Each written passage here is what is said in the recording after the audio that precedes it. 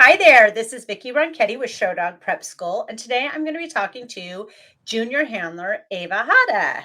Hi, Ava. Thanks for being here. Absolutely. Thanks for asking me on. I'm so excited for this because we were talking a little bit before, but also the people who are on here who have kids I'm working with and juniors that I work with or have worked with know that this is a very new thing for me. I don't know a Right. lot about juniors. Um, try and read up on it. I had Laura Reeves do some stuff and teach me some stuff, but this is still very much a different ball game for us. And so frequently I'll have people that are like, juniors and they're going back and forth between the breed ring and the juniors ring. So I do want to talk to you more about that. But I always like to start out by how we met. Sure. And you and I became Facebook friends. I followed your stuff for a few years and then introduced myself to you at the dog show down south where you were showing one of your juniors' dogs, Yes, you're your right. dachshund. So that's how we met. So tell me your breeds and sort of your love breeds. I know that with juniors, you sometimes have dogs that people maybe give you to be a junior's dog, right? But maybe Sure. the dog doesn't live with you all the time. So tell us about your breeds and sort of how that whole scene works. Well, I got into dogs probably 7 years ago. Um, I initially got in it with a flat coat. My flat coat's still here, and he's great. His name is Bruin. And I started in juniors with him. I competed in rally, agility, everything in the book. So he was in obedience, we call him my novice A dog. Hmm. And he's a great dog to start with. So he was my diabetic alert dog that we trained originally for, just being my service dog, but then it integrated into being my competition dog as well. Hmm. Then I was up in Boise, Idaho. I always go to that Boise show in October, and there was this beagle there that did a really interesting natural response to a low blood sugar I was having. And his breeder, she was amazing, and she almost started crying, and she says, I've never seen him do anything like this before. So then, needless to say, Jaeger the beagle came home with me, and Oh, I I got him. love that. Yeah, it was so cool. It was a Was he a dog that puppy or was he a young dog or was he he a, was a he was special? he was probably 8 months old. Okay. And he came to me a couple months later because they live in Montana. So we had to figure out. At first, they didn't tell me he was coming to me. At first, they were saying we were going to put him in the diabetic alert dog program that I work with in Utah. And Hmm. my mentor, Casey Owens, she's a scent dog trainer in Utah. She says, "Oh, I'll take him, and we'll put him with a family and we'll train him." And I go, "No, I want him." And it was just this big thing. And I'm sure there's people that remember me on my knees in the cafeteria at the Boise Dog Show begging for this dog. Well, needless to say, he came home with me. So, So that whole time, did they know he was going to come to you, but they yes, just didn't? but they were Okay. just mean and they wouldn't tell me that. So Okay. I was tormented.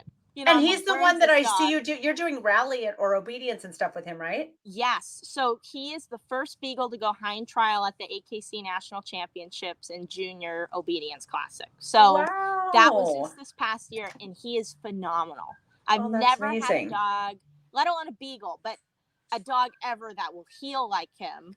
My flat coat would go through the paces, but this dog, he is just spectacular. And he is probably closer to one of the best diabetic alert dogs I've ever seen in my life. Wow. And So did your diabetic alert trainer agree with that? Like, Oh, are they oh also yeah, like this is a Casey.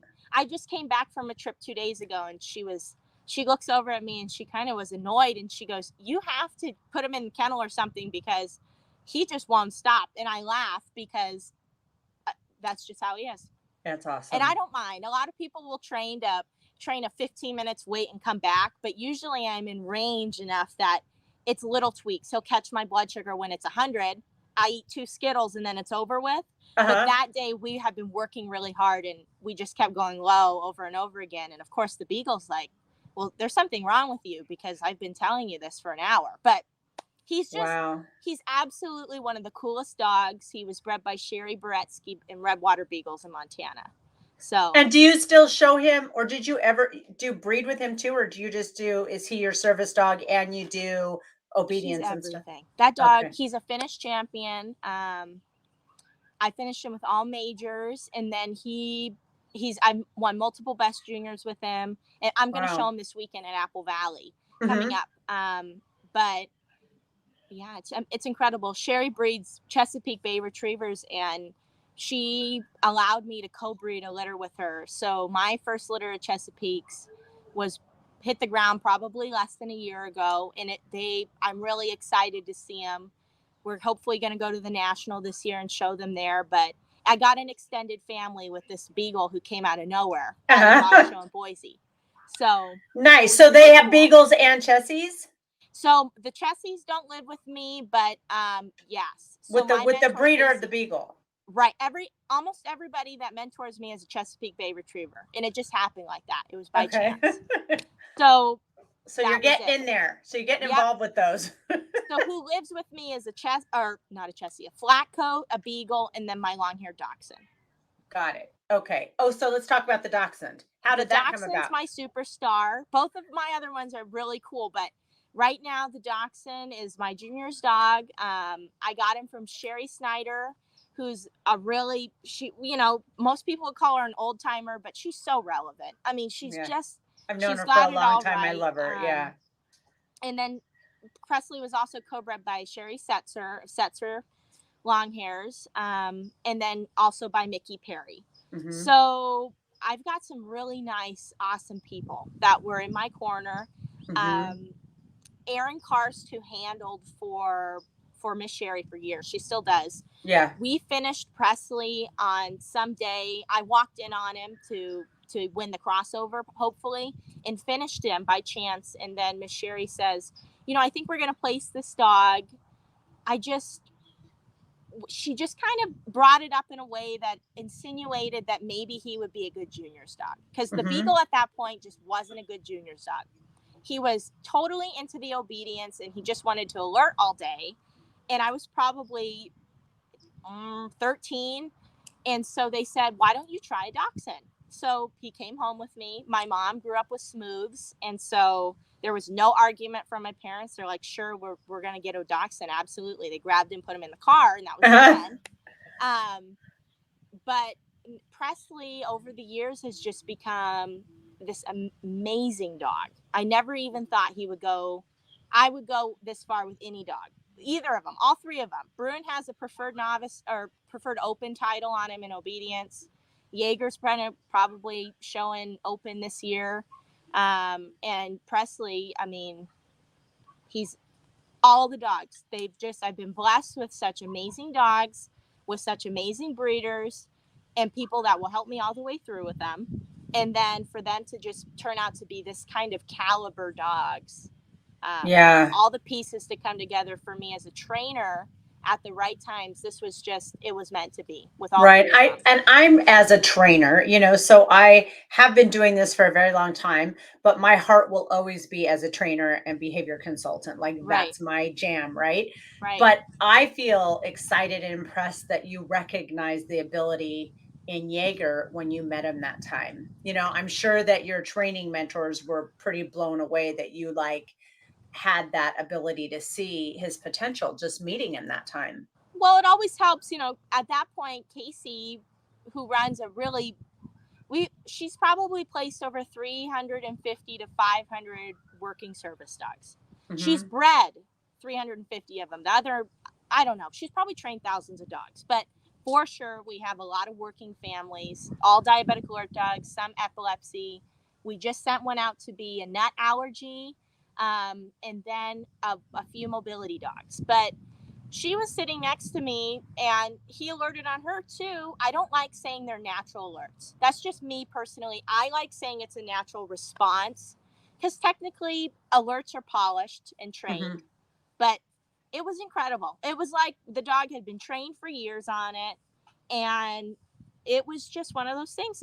I'm pretty I'm pretty spiritual, and that was one of the moments that it was like Jesus just set him in my lap and was like, "You got to take him home. This one's yours." And it Oh, was just that was it. He'll be a once in a lifetime dog. All of them. I've never ever seen things work out like this before with other that's people. so generally I know that if somebody is like you have to own the dog if it's a junior, have your name on the dog, Right. right? Yes, that's Okay. correct. So, and I know a lot of people don't necessarily like the junior doesn't necessarily have the dog live with them, right? Do they sometimes just, is it sometimes someone will just say, well, you can have your name in this dog and you can show them as a junior, but it's still sort of their dog? Right. So let's just say I wanted to show. There's a 4-day show coming up on Thursday. It's just a specialty day. They have a sporting specialty, a hound specialty, and a terrier specialty, and then the other 3 days are all breeds. So Okay. I could come and I could show. Let's just say I normally have a Dalmatian I show. Well, he's not eligible to show in any of those specialties. So I could go up and say, to somebody I know, or maybe a handler I work for, someone I trust, and say, do you have any hound sporting dogs or terrier that maybe I could show in juniors for experience and for fun? And if they say yes, you work with the dog, you put your name on it, and then you can go and compete in juniors. Hmm. So you have to have your name on it until the win has been recorded. It's a controversial thing because people feel like juniors should have the dog, train it, and then show it. I really don't care. There's been a few times where it's been deliberate, and someone will take a ranked dog. I think it's petty for someone to say that, because if To you're do, good to enough wait, to say what now? to say that the win wasn't deserved and it was just done because they had the ranked dog in Oh, juniors. I see what you mean. So Yeah. you can have some backlash from that, but I just think if you're gonna do it right. I've put a bunch of kids on Bruin. He's super push button. He's super trained, but they're in the novice classes. It's almost better to start out with something easy and go harder. They're gonna have to work for it at some point in their lives. We Hmm. don't have to ruin it for them right now. So it's and that's the part of juniors that we were talking about earlier. People are really hard to work around in the sport sometimes, and it's really easy to get discouraged. But when you find a foothold in a breed you love and you have the people around you, that's where people need to start, is where people want to be mentored and they want to go into a breed, or they just want to learn. It's Hmm. okay to jump, but it's hard for me to sit back and watch the pettiness of certain breeds go on, because when it comes down to it, this is kids and these are dogs. No Right. one's being murdered or tortured. No lives are at stake. It's just Right. about the kids, right? Exactly. So who Exactly. cares? But yes, Right. you can take in any dog that you have your name on. It doesn't matter that, they could come from the backyard. They've never been showed before and they're registered and they're in your name. You can take them in. And so you show in breed Right. and in juniors. And so this was one of the questions we were kind of talking about before, whereas I've known people that got dogs, we're gonna do juniors, we're maybe planning on that. But I think juniors is really intimidating to a lot of young people. And I think it's even worse than the breed ring. Like in the breed ring, not all breeds, but for the most part in this little breed, Lao Chen, when there's a young person, everybody just like, oh, like they're just sort of taken care of for the most part in our Right. area. They are. So it's like I almost feel like that was just more comforting and relaxing, and it was like a little scary to think about venturing out. So Right. how are they different? I mean, because in juniors really they're judging you and how you are caring for that dog and presenting that dog and protecting that dog. Is that right? Right.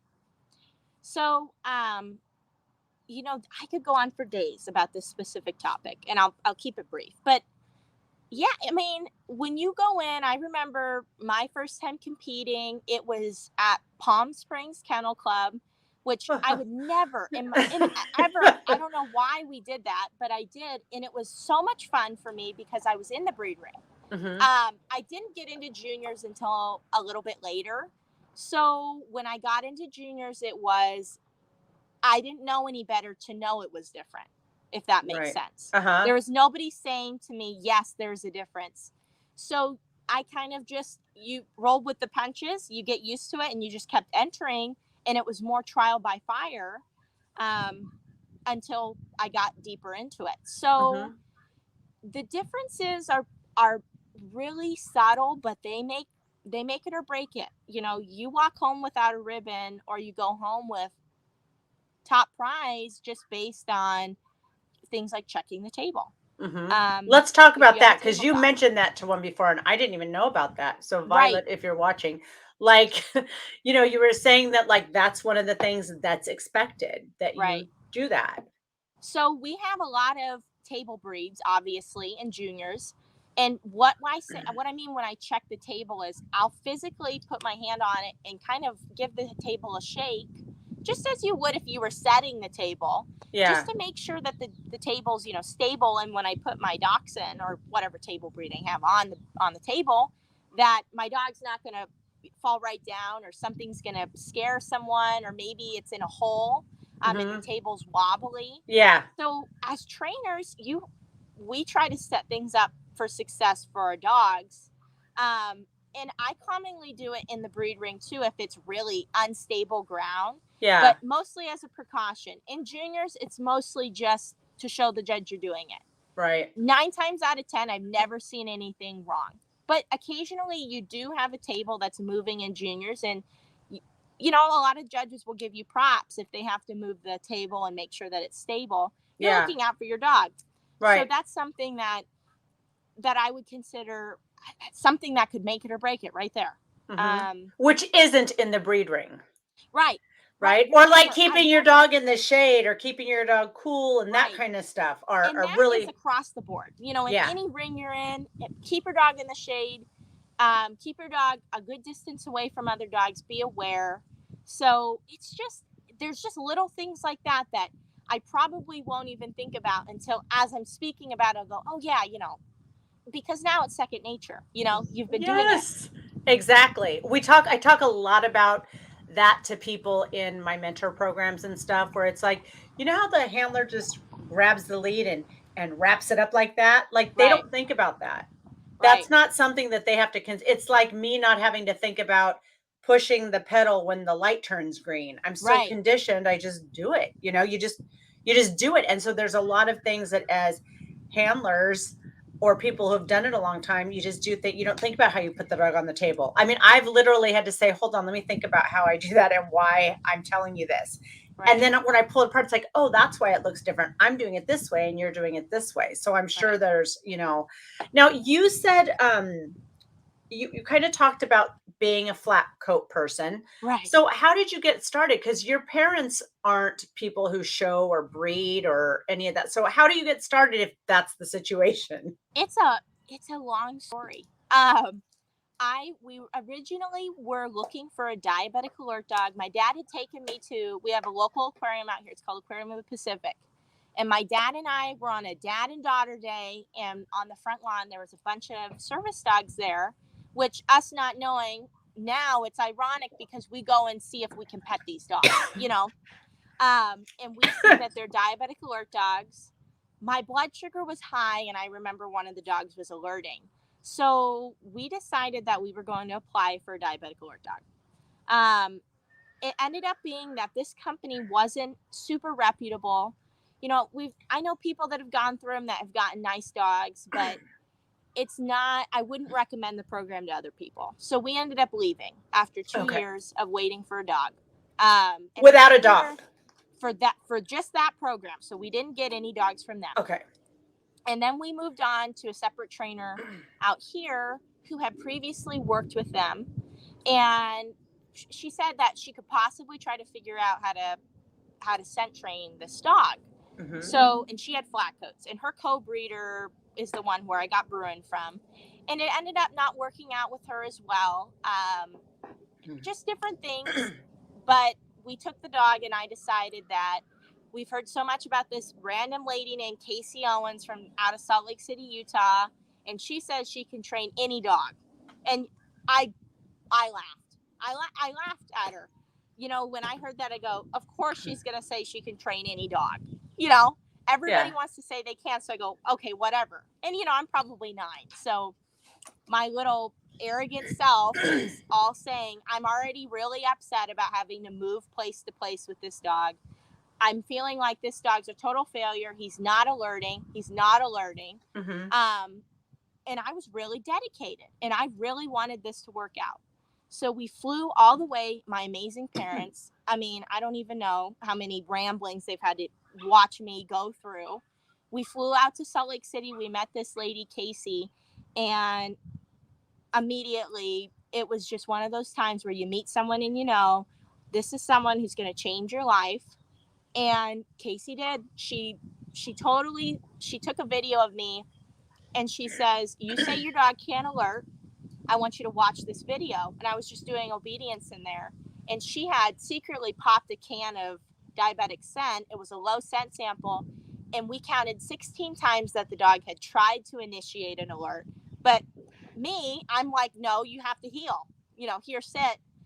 And now that I know her, I laugh at myself because she really can train any dog. I've thousands of dogs I've sat through and watched her in my years of knowing her, and we've never had one dog that we couldn't do something with, ever. That's amazing. So, now I eat my words, and it's a joke between us now. So, but Casey is she's incredible. And if you ever have families that want to know about diabetic alert dogs, she's the person I would send them to. Liza, I think it's either Liza or Lisa, said, please tell us again, Casey who? It is KC, literally K and C, Owens, Owens. Her company name is Tattletale Scent Dogs. Love you too, Dominic. Dominic's in the mentor program. That's awesome. So basically, so you got the diabetic alert. That was before any show stuff had. That was before anything. I mean, you were a little kid, just like, that's so great though. I mean, I love that as talking to you, and I asked you earlier how old you are. So you're very well spoken, and you come across much just older than 17. Well, but I mean, so I can imagine when you were 9, and you're like, no, I really want to do this. I love that your parents supported that. So tell me how it rolled into confirmation and all, and juniors and all this. Well, I worked with Casey for a long time. I knew confirmation from the previous trainer I worked with before we left. And I just stuck with it. I was mortified. That was one of the first shows I went to without someone there with me, someone who knew more than I did. And Casey's just this 8-point, hey, Casey, hunt test judge. She can't help me with confirmation. So she just put a UDX on her Chesapeake. The Chesapeake #1 in the country for obedience is Casey Owens's. So nice. And Casey is the service dog trainer. Yes. So she does obedience too. Interestingly, I don't know if she's watching, but one of my closest friends just moved to Utah. Oh, yeah? And they're working on service dog work with her Australian Shepherd. Oh, that is so And she started, I mean, and she's a professional trainer, but she's like, I need guidance for this. This is not what we do, So, yeah. But I don't know who it is. So I'm excited to just tell her, hey, have you heard of this person? Or is this the one that you're working with? Because we have a couple people out there. Edie Shep, her name Olson. Edie Olson is my obedience instructor, and she's out in Taylorsville. Okay. So, I mean, some of the best trainers I've ever met in my life are out there. So I fly out to Utah all the time. But needless to say, I get out here and I just kept showing in juniors, and I never finished Bruin in the breed. He had 6 points. Casey told me I need to neuter him, and I listened to Casey, and it was a good decision because he was a handful for a 10-year-old. You know, the rest of my dogs are unaltered now, but Bruin really was my trial by fire dog. It was incredible. He was just, some people like to train dogs with a cookie cutter, and he was totally one of those dogs victimized by a cookie cutter. He was totally different. He learned different. You had to get out of his head. He was way more sensitive than usual. He was kind of more of a worrier. Mm-hmm. He would anticipate things, and we just had to do things differently than we normally would have. But that's normal for a flat coat. I mean, in my opinion, I was just going to ask you, just as a geek out training question, do you think any of that had to do with the training before? Do you think if you had started out with Casey, maybe you would have learned how to communicate with him in a better way? If I had started out with Casey and I was smart enough to do it, because we could have, he probably would be able to. I mean, the dog's incredible right now, but I can't even imagine. If I had to put it in perspective of titles, because it's hard for me to explain how he works as a diabetic alert dog to people who don't know diabetic alert dogs, I would say in obedience terms, I barely scratched him through a preferred open title. And that's only because Edie and Casey were able, we just drive shaping galore. Like what little stuff he had left, we just brought it out in him. And now he's great, but he probably would have been a UDX dog. I mean, he had it, but you just get in their heads too soon and they're in the wrong positions and you just do the wrong things at the wrong times. And it's incredible. So do you feel like, so now Jaeger, it's funny. Right. I have a Jaeger too, my Lauchen. So you have Jaeger, who's now, is he your active, like, diabetic alert dog? Yeah, both And of so them. what happens so then do they both run over and do something like Yeah. when it's about to happen? Oh man, we call it the cookie race in the house. All of the dogs that I have are trained as diabetic alert dogs because as you probably know, Presley has to go to the garden or Presley has to go to shows out of state. Yeah. And the other dogs can't go, so I'm stuck without a diabetic alert dog, for all that time. So I just trained Presley in scent detection as well. It's specifically diabetic alert. So all of them, every single dog in the house, all of a sudden you'll just start seeing them kind of glance up at each other and see if anyone's got it yet. And usually Jaeger's the quickest. Presley's out on his bed in a room, or Bruin's out back swimming, or something, and all of a sudden I see Jaeger and he's like, oh, I beat everyone, here. Yeah. But in middle of the night alerts when you've got 3 dogs on top of you is just not fun, but we're grateful. But Ava, you have so much to offer this community. This is so important because it's like, I have one friend who's doing really cool things with her show, her confirmation Malamutes. She wants to work with them and she wants them to do the job that was intended to do. And I think that, for you to be saying, it's like, yeah, I took my show dog and I made them into this stuff, right? Is really a big deal because it's like, they can be that. They can be all those different things, like a companion and a show dog, and you're doing obedience and they're service dogs. You know what I mean? Like my friend who I was telling you is working on having her dog be a service dog. He's this great dock diving dog. I mean, her and her son travel all over competing with him, but she also has mobility issues and needs a dog to go get her stuff. And so it's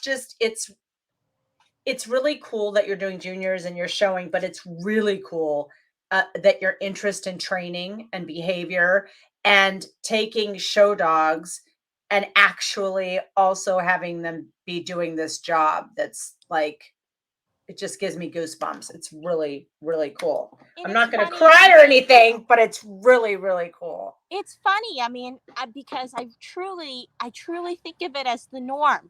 I go out back and I'm doing go outs with Presley. I do a lot of lid work with him specifically for the ring.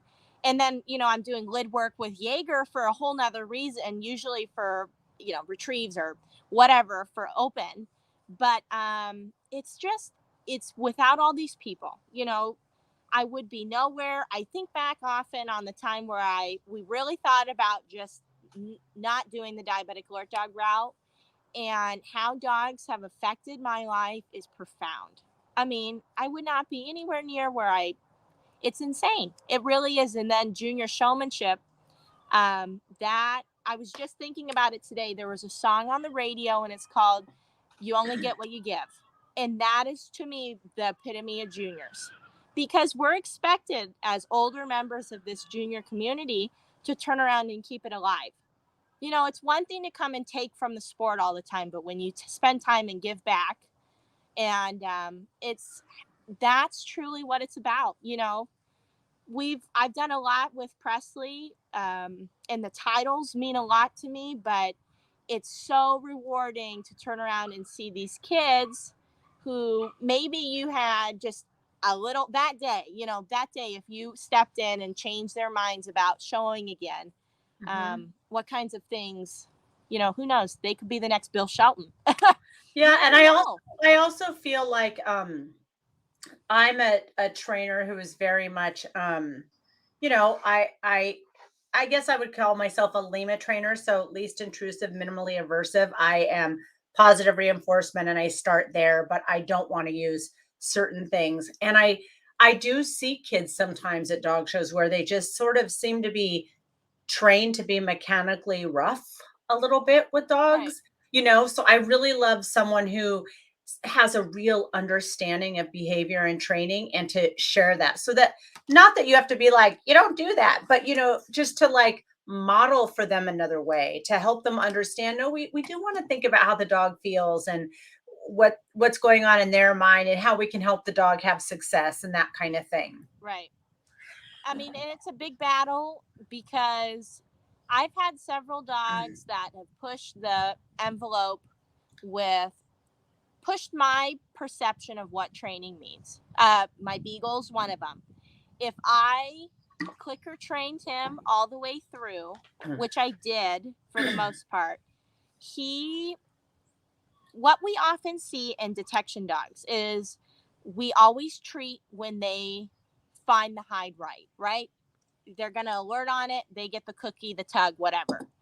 But what a lot of people forget to do is discriminate when they get it wrong. I mean, look at our police dogs. We have a lot of dogs, or not necessarily bite dogs, but detection dogs that go out and give false alerts. We see this with our families too. They go, "Oh, I'm so afraid," to kind of put the screws to the dog and say, "No, you're wrong. I'm not high or I'm not low because I don't want the dog to stop alerting, or Hmm. I don't want the dog to stop performing in the ring." Once once I got the beagle up to the point where he was confident enough to take up, a nice correction. Oh my God! When I first got that dog, he ate my dad's wallet, $60 cash and 3 credit cards. And my dad was like, "We're taking him back." And I'm like, "No, no, give me a week." So that was probably the first really good correction. I would set it up and kind of wait for him to, even because he was a climber. And, once the correction was made, he goes, "Oh, you got my number." That was it. But then there's dogs like Presley, who, if I even look wrong at, he's like, "Oh, I'm I'm so sad. I don't want to do anything." He's a sad Yeah. sacker. That's what I Uh-huh. call him. So it's all with him. I've had to cheerlead his whole butt all the way through everything. And then, Jaeger has to be gruffly told no all the time, and he's happy as a clam to go and do it again. Hmm. So it's just the challenge of coming back and forth between dogs. It's the same with the horses. It's really taught me, and I still got a long way to go. Casey this weekend told me, she goes, "You got to work on it. But when you sit here and you try to teach them all the same, the cookie cutters, you're going to get a dog that just will not fit that bill. And you're going to end up doing some serious damage because they just can't fit your cookie cutter. Hmm. So it's been incredible. So It's been incredible. tell me a little bit about how juniors works because that's something that comes up a lot. Like, I mean, just to go back to that sport, the sport of juniors, not Right. associated like so much with like the breed ring. So it's divided up by age, right? Right. So if I were to start juniors at 9, you can do it. 9 to 18 is the age parameters. Hmm. We have separate divisions, which is junior, intermediate, and senior. Hmm. Junior is 9 to 12. Intermediate is 12 to 15, and senior is 15 to 18. Okay. Then there's also different classes. So you have novice, open, and master Within each age division? within each age division. Okay. So at any show, you could have a novice junior, novice intermediate, novice senior, open junior, open intermediate, open senior, and then in master, you're all grouped together. Okay. From novice, you have to win 3 times with competition in the class, and then you're moved up to open. Like when first in Win the first place in the okay. class. Got it. And there only has to be one other competitor. But Once you win the 3 times, you're an open forever. You can never go back to novice. Mm-hmm. And then you go from novice or from open to master. And in order to get to master, you have to win 10 best juniors with competition. And I think they have to be Westminster qualifying wins. So I think Uh-huh. I could be wrong on that though. I just think it's 10 best juniors with competition. Okay. And then you get to be in master until the end of the year. It runs with the same qualifying period as Eukanuba Oh, or now okay. Royal Canin. Wow. So then you go through all this, and then Right. is it titling? Do you get titles like now you're this level junior, or do you go to the next group, but you're just trying to win like best junior in shows? And is that how it works? I mean, it's kind of like campaigning a dog, and I hate to use that kind of wording because it's frowned upon. You know, we're not in the business of campaigning kids, but I enjoy it so much. I'll Yeah. show as much as I can up until I'm 18. And we do have rankings for juniors. So you could be number one all breeds, number one in your breed, number one in the group, Right. just like dogs. So yeah, it gets complicated when you get into all of that. Mm-hmm. Um, with the competition aspect, it's up to you. What's your goal set for? You know, Right. my goal used to be I just want to win a best junior, and now you know some of my goals are qualify for the shows that I would like to compete in specific shows. So it's all depends on what you want. And I mean, what you get from it is a lot of exposure, a lot of friends. I mean, the memories are just, I'm going to be really upset when I age out because that is something that's been so important to me for all these years that it's going to be a hard thing to go to a dog show and not compete in juniors. But, Yeah. you know, besides that, really, And it so offers so much. what is your plans, like, if I can ask, like, moving forward? Like, are you gonna go to college? Are you gonna do just dog stuff? Like, I see, like, a potential for training and behavior, right? Right. So, I mean, I was just talking with my college counselor about this today. Um, we do a lot of nonprofit stuff because my mom runs a nonprofit organization called T1D Mod Squad. She started it when I was little. I was diagnosed with type 1 diabetes at 18 months old. So Okay. this was like back before all the new pumps are out and all this new technology. And it's grown to over 25,000 people. So I think that Wow. there's a lot of potential for that. And anytime you're dealing with service dogs, there is always opportunity for nonprofit stuff. I was obviously we're planning on college. I'm probably going to do something in business, but I also want to go maybe animal psychology. It's helpful. Could I make it without going to college? Yes. But the fact of the matter is sometimes it's nice to have the titles behind your name. Just like I could say that my dog could run a whole utility pattern, but unless he has the title behind his name, you really don't know that. You know Right, what I right. mean? Yeah, yeah. So that's where we're at. Nice. So, do you have, like, advice for somebody who's a young person who wants to get involved? Should they do juniors? Because remember the first thing I asked you off, before we were live was, is juniors really cutthroat? Like, I hear juniors is really scary Right. for kids where breed maybe isn't as scary. Like, do you encourage people to do it? It's absolutely something that I encourage people to do. My own two cousins compete. They just got their long haired dachshunds to compete with. And it's, you know, people always ask, what does it do? You know, they think, well, there's only scholarships at a high enough level. So, really, what's it all for? Hmm. This is character building to the extreme. I mean, any type of lesson you can learn is within juniors. It has opened so many doors for me as a person. I can't even begin to list them all. I just can't. I mean, the people that I've met from juniors that have now turned around and called me and given me these amazing opportunities to show at national specialties and just, I mean, that's just a tiny little bit.